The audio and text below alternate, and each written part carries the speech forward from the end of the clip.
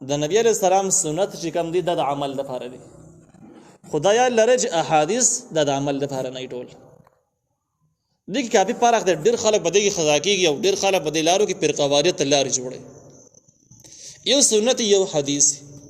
حدیث دا مضمون عام دی د نبی علیہ السلام قول فعل تقریر د ټول چې کوم دینو حدیث شو بیا د قول فعل چې کوم دی تقریر دا ټول را واخله کدا منسوخ نو هم حدیث دی او کدا د نبی علیہ السلام خپل خصوصیت نو بیا هم حدیث دی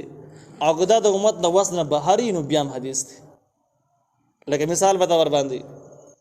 نبی علیہ السلام شپاړسنیمې میاشتې موږ بیت المقدس ته کړی دی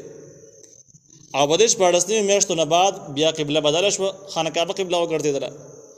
شپاړسنیمې میاشتې خانه بیت المقدس ته موږ کول دا د ټولو روایتونو ثابت دي ډېرو روایتونو ثابت دي هېڅ چا پکې اختلاف نشته دا حدیث دی خدا سنت نه دی ولې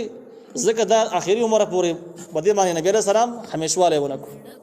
چې همیشوالی ونه کړو بل حکم راغی نو خود به خود دا منسوخ کېدو علامه شو لہذا دغه حکم اوس سنت نه دی که څوک بیت المقدس ته لمونځ کوي سنت عمل کومه نبی علیہ السلام شپاړسنیمې میاشتې لمونځ کړی دی بلکل دا سنت نه دی او د سنت مقابل کې چې کوم دی نو بدعت دویمه دا ده چې نبی علیہ السلام کم عمل کړی نو دغه عمل به د نبی علیہ السلام د عذر په بنیاد باندې نه کړی دا به عادتاً کړی عذر به نه کم کار چې د عذر په بنیاد باندې کې نبی علیہ السلام کړی هغه هم سنت نه دی لکه یو واقعه کې د نبی علیہ السلام د بیماری د درد واقعه ده چې نبی علیہ السلام کې ناشته نشو د بخاری شریف واقعه ده او په دې واقعه کې نبی علیہ السلام په ولاړه منته شاده سمات بیماری په حالت کې خو دینه بعد عائشه رضی الله عنها فرمایي چې چا رسي و چې نبی علیہ السلام په ولاړه د سمات او نو قطعا یقین ونه کوي د دروغ دي ما د احوال معلوم دي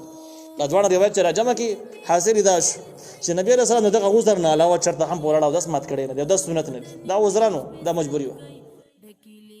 دریم د نبی علیہ السلام نه حبیبیانو سره یو ځای نکاح کول دا ثابت دي چې په اختلاف نشته خو دا سنت نه دي ولی دا خصوصیت د نبی علیہ السلام دی او څلورم چې کوم دی چې د امت وسنه بلان دي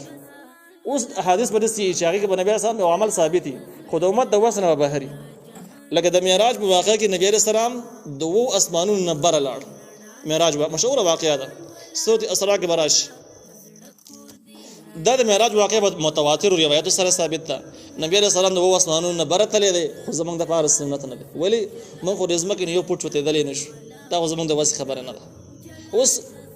موږ چې کوم دي مکلف پس شي باندې یو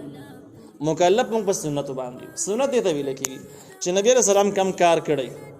دغه کار به عادتاً یي عذرن بنای عذر د وجه نه بنای کړي کم خلک چې د ولاړ او د سماعت لپاره دلایل وای دا خطا دي دا عذرن عمل دا سنت نه دی دا ټیک کار نه دی څوک چې بغیر د عذر نه کوي غلط کار کوي دویمه خبر دا ده چې د نبی سره مذاکر مداوما په دې به همیشواله کړي د مرګ د وخت پورې به کړي کم کارونه چې منځ کې پاتې شوی دغه سنت نه دي نبی رسول الله ثابت دي خو بیا ترک شوی دي لکه یو روایت کې دا دی چې نبی رسول الله چې کله منځ وکاو د ابتدایي دور واقعیت نبی رسول الله با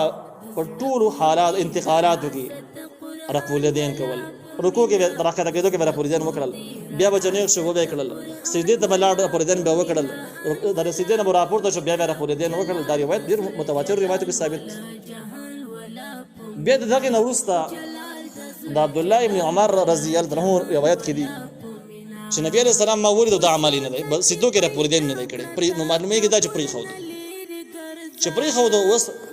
د سیدو ولا رفع الیدین خو دغه ځای باندې ختم شو نبی علیہ السلام کړی دی هغه نه بدی مداومت نه دی شوی همیشواله به د مرګ د وخت پورې نه دی شوی د عبد الله ابن عمر د قول معلومیږي نو دغه په دغه ځای باندې ختم شو پاتې شو د رکوع ولا رفع الیدین پاتې شو نو دغه رفع الیدین د عبد الله ابن مسعود رضی الله عنهما په قول کې دي چې نبی علیہ السلام دا تر کړی دی به نه کړی ما لیدل د چمز به کاو دا رکوع ولا رفع الیدین به نه کاو چې نه کاو نو موږ دا دلیل دی خبرې شو چې دا هم سنت پاتې نشو دا سنت نشو او اخیرا عمل د نبی علیہ السلام ترک شو نو په دې وجه باندې ډیر خلک پدې چې په رسالو کې په موبایلو کې با